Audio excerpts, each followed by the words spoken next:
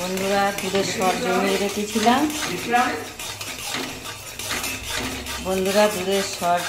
জমিয়ে রেখেছিলাম। সেইটা আমি এখন এই ঘি তৈরি করে নিচ্ছি।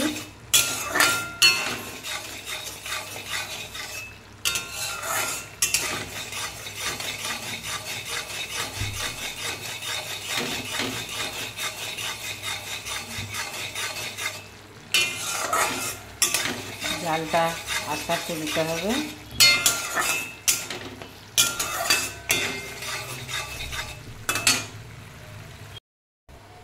বন্ধুরা এই যে ঘিটা আমার বেরিয়ে গেছে, এবারে আমি ঠান্ডা হলে ছেঁকে নেব।